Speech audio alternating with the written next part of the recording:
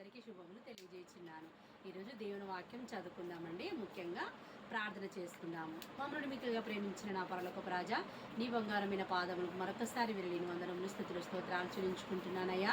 వాక్యం చెప్పుచుండగా నాకు నోటికి నోరుగా ఉండి మీరే తగిన సహాయాన్ని అనుగ్రహించి ప్రార్థిస్తూ మమ్మల్ని మీ పరిశుద్ధమైన హస్తములకు అప్పచెప్పుకుంటూ నన్ను నేను తగ్గించుకుంటూ మీ నామమును హెచ్చిస్తూ యేసుక్రీస్తు పావన పరిశుద్ధ ప్రశస్త నామమున బ్రతిమలాడి అడిగి వేడుకుంటున్నాము తండ్రి, ఆమెన్. మీ అందరికీ నా యొక్క హృదయపూర్వకమైన వందనాలు తెలియజేస్తున్నానండి. అదే రీతిగా నా ఛానల్ని సపోర్ట్ చేయండి. నేను ఏ రీతిగా వాక్యం చెప్తున్నానో కూడా నాకు కామెంట్లో పెట్టండి. ఒకవేళ నేను ఎలా చెప్పాలో నాకు మీరు తెలియజెప్పండి.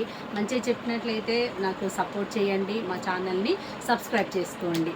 మీ అందరికీ మరొకసారి వందనాలు తెలియజేస్తున్నాను. ఈరోజు వాక్యం చదువుకుందామండి.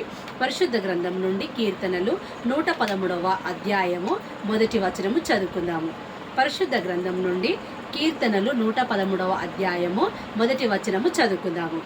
యెహోవాను స్తుతించుడి, యెహోవా సేవకులారా ఆయనను స్తుతించుడి, యెహోవా నామమును స్తుతించుడి. మరొకసారి చదువుకుందామండి. యెహోవాను స్తుతించుడి, యెహోవా సేవకులారా ఆయనను స్తుతించుడి, యెహోవా నామమును స్తుతించుడి. మరి మన యేసయ్య ఏం పలుకుతున్నాడంటే, పరిశుద్ధమైన వాక్యం ఏం సెలవిస్తుందనంటే యెహోవాను స్తుతించుడి.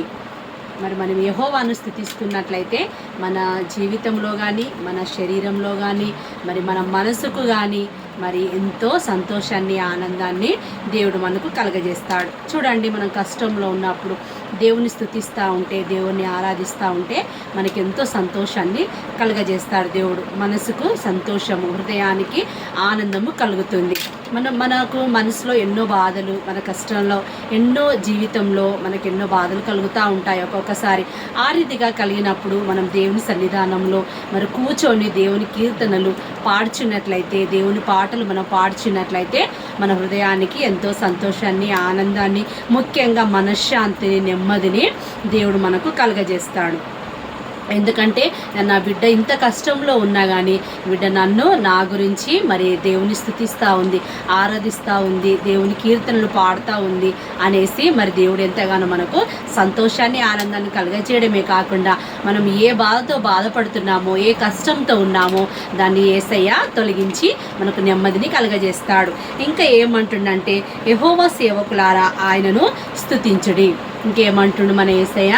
యెహోవా సేవకులారా మీరు ఆయనను స్తుతించుడి. మరి సేవకులు చూడండి, మరి ఎంతో కష్టపడతారు. మనం అనుకుంటాం సేవకులకు ఎలాంటి టెన్షన్స్ కానీ, ఎలాంటి బాధలు కానీ ఉండవు, చాలా సుఖంగా ఉంటారనేసి అనుకుంటాం. కానీ మరి సేవకులు ఎంత కష్టపడతారో నిజంగా వారి గురించి మనం ఆలోచన చేసినట్లయితే మరి మనకు అర్థమవుతుంది. వాళ్ళు ఎన్నో ఉపవాస దినాలు ఉంటారు. మనం ఇంట్లో కూర్చొని మనము 3 పూటలు కానీ ఇంకేదైనా ఇష్టమైన మనం తినగలుగుతాం. కానీ మరి సేవలో ఉన్న బిడ్డలు కానీ మరి ఎంతో కష్టపడతారు. వారు ఒక్కొక్కసారి వాళ్ళు తినడానికి మరి ఆహారం కూడా దొరకని పరిస్థితుల వల్ల ఉంటాయి. ఎంతో దూరం, ఎంతో కష్టపడుతూ ఉంటారు. అనేకుల గురించి ప్రార్థన చేస్తూ ఉంటారు. మరి ఆ రీతిగా సమయాన్ని వాళ్ళు దేవుని సన్నిధానంలో గడుపుతూ ఉంటారు. మరి వారి గురించి కూడా మనం ప్రార్థన చేయాలి. యేసయ్య ఏమంటుండు? యెహోవా సేవకులారా ఆయనను స్తుతించుడి అని చెప్తున్నాడు. మరి సేవకుల గురించి మరి ఆ రీతిగా మరి సేవకులు మరి ప్రార్థిస్తూ ఉంటే మరి వారి గురించి మనం ప్రార్థన చేయాలి. మరి దేవా యేసయ్య, మరి మీ సువార్తను ప్రకటించడానికి మరి సేవకులు ఆ రీతిగా వెళ్తున్నారు. మరి వారికి ఎలాంటి కష్టము కానీ, నష్టం కానీ కలగకుండా వారి కుటుంబాలను కానీ, వారిని కానీ దీవించు ప్రభువా అని మనము మరి సేవకుల గురించి ప్రార్థన చేయాలి. మరి యేసయ్య ఏమంటున్నాడు? మీరు వెళితే మీరు వెళ్ళండి, లేకుంటే వెళ్ళే వారిని పంపించండి అని దేవుని వాక్యం సెలవిస్తుంది కదండి. నా పేరే తెలియని ప్రజలు మరి అనేకులు ఉన్నారనేసి మనకు యేసయ్య పలుకుతున్నాడు. మరి చూడండి, యేసయ్య నామం తెలియని వాళ్ళు, యేసయ్య గురించి తెలియని వాళ్ళు మరి ప్రపంచంలో చాలా మూలల్లో ఉన్నారు. మరి ఆ రీతిగా మూల స్థలాలకు వెళ్ళి మరి సేవకులు సేవ చేస్తున్నారు.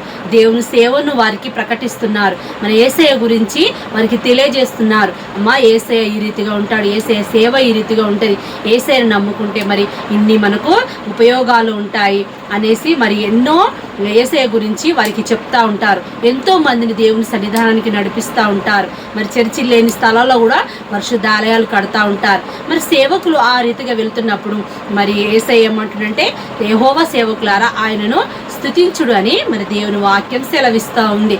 చూడండి, మరి దేవుని ప్రజలు, దేవుని గురించి తెలియని ప్రజలు ఎందరో ఉన్నప్పుడు మరి ఈ రీతిగా మనము దేవుని గురించి మన సేవ చేస్తున్నట్లయితే దేవుడు మన గురించి ఎంతగానో సంతోషిస్తాడు.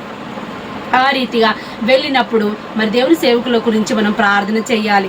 చేసినప్పుడు మరి వారి గురించి, వారి మంచి ఆరోగ్యాల గురించి, వారు చేస్తున్న మంచి సేవను గురించి మనం దేవుని సన్నిధానంలో ప్రార్థించినట్లయితే దేవుడు తప్పకుండా మన ప్రార్థన ఆలకిస్తాడు. ఎందుకంటే మనం వెళ్ళి మరి మూలమూల ప్రాంతాలలో, గ్రామాలలో మనం వెళ్ళి సువార్త ప్రకటించలేకపోతున్నాం కదండి. మరి వెళ్ళి ఆ రీతిగా మూలమూల గ్రామాలకు వెళ్ళి సువార్తను ప్రకటిస్తున్న ప్రతి ఒక్క సేవకుని నేనైతే చాలా అభినందిస్తున్నాను. వారికి నా యొక్క హృదయపూర్వకమైన వందనాలు తెలియజేస్తున్నాను. మరి వారిని దేవుడు ఎంతగానో దీవించి ఆశీర్వదించాలని, వారిపై యేసయ్య నిండైన దీవెనలు కుమ్మరించాలని నేనైతే నా హృదయపూర్వకంగా యేసయ్యను ప్రార్థిస్తున్నాను, ఆశపడుచున్నాను. మరి చూడండి, వారు ఎన్నో వదులుకొని మరి దేవుని సేవకు వెళ్తున్నారు. ఆ రీతిగా వెళ్ళే వారిని మనము ఉత్సాహించాలి, వారు ప్రోత్సహించాలి, వారిని సంతోషించాలి. మనం ఆ రీతిగా వెళ్తున్నారు, మరి యేసయ్య సేవ గురించి మరి ఎన్నో కష్టాలు పడుతున్నారు అనేసి మనము గ్రహించి మరి దేవుని సన్నిధానంలో వారి గురించి మనము ప్రార్థన చేయాలి. ఇంకా ఏమంటుండంటే యెహోవా నామమును స్తుతించుడి. మరి యెహోవా నామమును మనము స్తుతించాలి కదండి. యేసయ్య నామమును మనం స్తుతించినట్లయితే మన జీవితంలో ఉన్న, మన కుటుంబంలో ఉన్న ఎలాంటి సమస్య అయినా యేసయ్య తొలగిస్తాడు. మరి చూడండి, ఆ కాలంలో పౌలు శీలలు గారు మరి వారి చెరసాలలో వేసినప్పుడు వారిని చెరసాలలో వారిని మరి గొలుసులతో కట్టి మరి ఎంతో హింసించినారు వారిని. ఆ రీతిగా హింసించినప్పుడు మరి ఎంత మాత్రం కూడా భయపడలేదు, ఎంత మాత్రం చింతించలేదు. మరి యేసయ్య నామమును గురించి ఆ రాత్రి అంతా వారు దేవుణ్ణి చక్కగా మరి పాటలు పాడుతూ యేసయ్య నామమును స్తుతిస్తూ మరి వచ్చినారు. మరి వచ్చినప్పుడు ఇంకా యేసయ్య ఏం చేసినాడు? వారి సంఖ్యలను విడిపించినాడు. చూడండి, మనము కూడా ఈ లోకంలో మనం బ్రతుకుచున్నామనంటే సంఖ్యల లాంటి ఎన్నో బాధలు, ఎన్నో కష్టాలు మనకు కలుగుతూ ఉంటాయి. ఆ రీతిగా కలిగినప్పుడు మనం ఎంత మాత్రం నిరుత్సాహపడకుండా, ఎంత మాత్రం నిరాశ పడకుండా, ఎంత మాత్రం వెనుకంజ వేయకుండా మరి దేవుని సన్నిధానంలో మనం తిరిగి, దేవుని సన్నిధానం తట్టు మనం తిరిగి యేసయ్యను ప్రార్థించినట్లయితే మన మొర తప్పకుండా ఆలకిస్తాడు. చూడండి, అలనాడు పౌలు శీలలు గారికి తోడైన దేవుడు ఈనాడు మనకు తోడై ఉండడా అండి? తప్పకుండా తోడై ఉంటాడు. అలాంటి కష్టాలు కూడా మనకి ఏ కష్టం వచ్చినా, ఏ బాధ వచ్చినా దేవుడు తీర్చడానికి సిద్ధంగా ఉన్నాడు. మరి ఆ రీతిగా ఉన్నప్పుడు మనం యేసయ్య చెంతకు వెళ్ళాలి. యేసయ్య, నాకు ఈ చింత ఉంది ప్రభువా, నాకు ఈ సమస్య ఉంది నాయన. మరి యేసయ్య సన్నిధానంలో మనం మోకరించి ప్రార్థించినట్లయితే దేవుడు తప్పకుండా మన ప్రార్థన ఆలకిస్తాడు, మన మొర వింటాడు. మరి ఈ రీతిగా దేవుని మనం స్తుతించి ఆరాధిస్తూ ఉన్నట్లయితే మన జీవితంలో, మన సంతోషంలో, మన బ్రతుకులో, మన పిల్లల బ్రతుకులో కానీ, మన కుటుంబంలో కానీ దేవుని పరలోక ఆనంద సంతోషాలతో మనల్ని నింపి నిండారుగా మనల్ని దీవించి ఆశీర్వదిస్తాడు. ఈ దేవుడు ఈ వాక్యమును మన ఆత్మల నిమిత్తమై దీవించునుగాక.